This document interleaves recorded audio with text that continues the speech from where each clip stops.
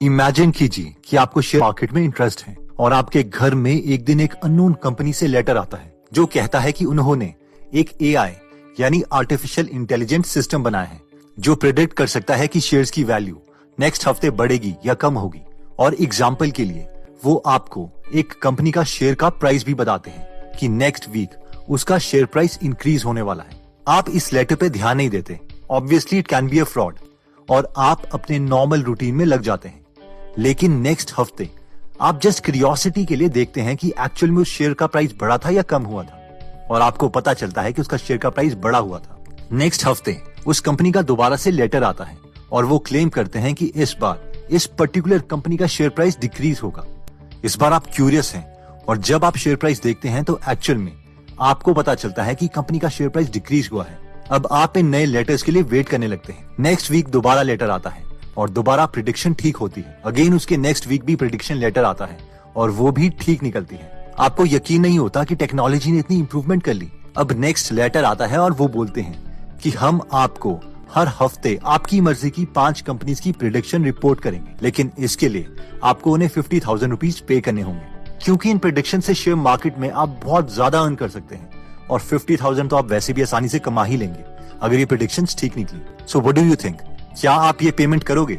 आपका तो पता नहीं, लेकिन बहुत लोगों ने इसके लिए पेमेंट्स की और सबके पैसे डूब भी गए। क्यों?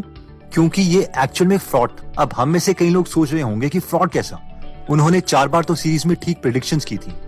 एक्चुअल में फ्रॉडस्टर्स करते क्या हैं कि वो 10 लाख लेटर्स एक साथ प्रिंट करवा लेते हैं बहुत सस्ते प्राइस में। उनमें से आधे लेटर्स में स्टॉक प्राइस को लिखा जाता है कि वो नेक्स्ट वीक इंक्रीज होगा और बाकी आधे यानी 5 लाख लेटर्स में लिखा जाता है कि वो डिक्रीज होगा। अब ऑब्वियसली आधे लेटर्स की प्रेडिक्शंस गलत होंगी। अब अगर एक्चुअल में प्राइस इंक्रीज हुआ तो वो उन 5 लाख लोगों को दोबारा लेटर नहीं भेजेंगे जिन्हें उन्होंने कहा था कि प्राइस डिक्रीज होगा।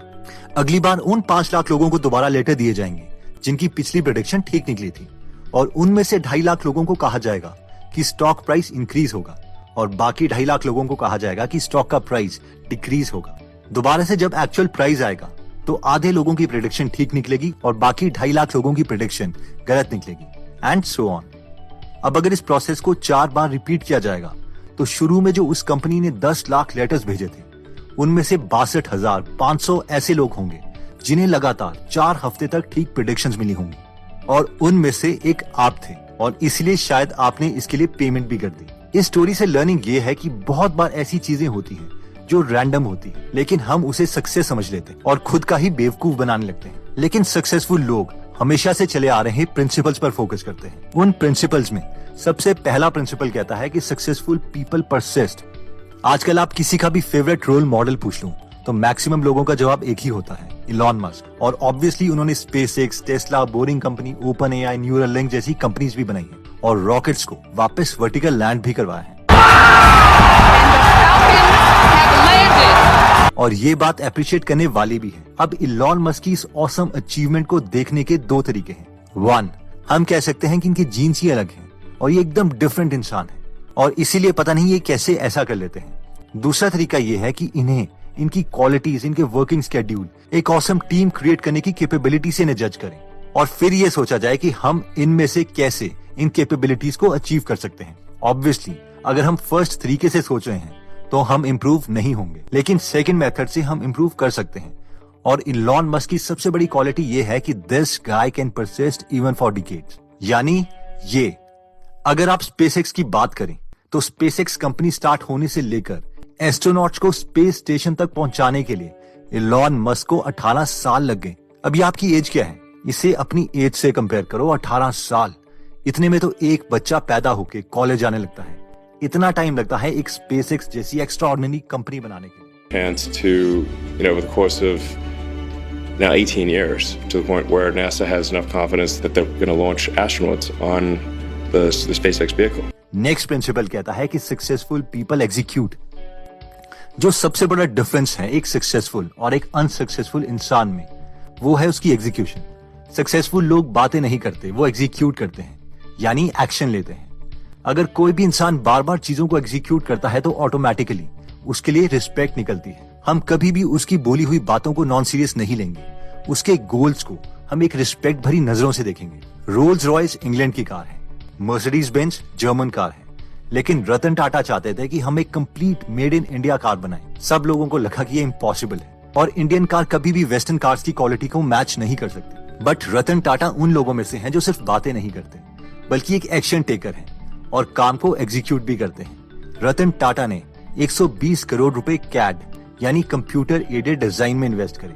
टेल्को फैक्ट्री के अंदर इस प्रोजेक्ट के लिए रतन टाटा ने 6 एकड़ जमीन की जगह भी अलॉट करी। इसके बाद रतन टाटा को ऑस्ट्रेलिया में निसान की एक अनयूज्ड असेंबली लाइन का पता चला, लेकिन इस पूरी असेंबली लाइन का वेट 14,800 kg था, जिसे 650 कंटेनर्स में भर के ऑस्ट्रेलिया से इंडिया लेके आना था, और वो भी बिना कुछ डैमेज किए हुए।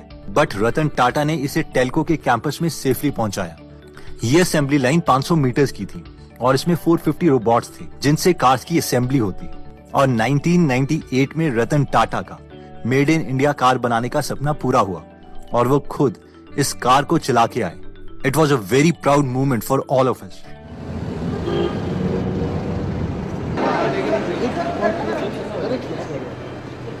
नेक्स्ट प्रिंसिपल कहता है, सक्सेसफुल लोगों की नेक्स्ट सुपर क्वालिटी कहती है कि they are willing to learn.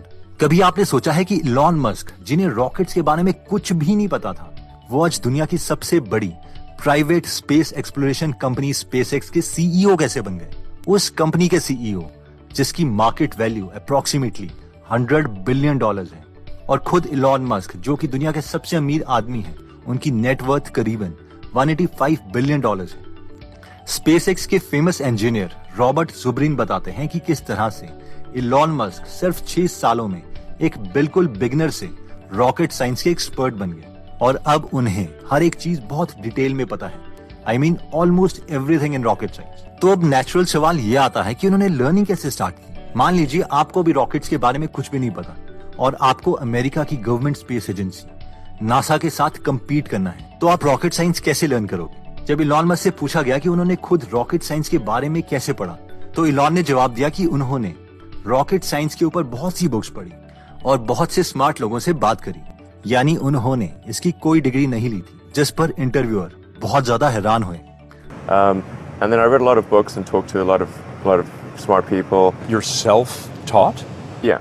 तो दोस्तों, इस इंपॉर्टेंट वीडियो की लर्निंग को जल्दी से दोबारा रिवाइज कर लेते हैं।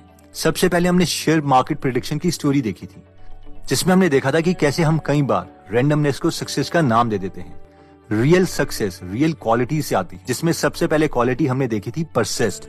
ये क्वालिटी कहती है कि एक्स्ट्रा ऑर्डिनरी चीजें क्रिएट करने के लिए कई बार एक्स्ट्रा ऑर्डिनरी टाइम भी लग जाता है और हो सकता है कि वो हमारा लाइफ वर्क हो। फॉर एग्जाम्पल, इलॉन मस्क की कंपनी स्पेसएक्स को एस्ट्रोनॉट्स को स्पेस स्टेशन पहुंचाने के लिए 18 साल लग गए।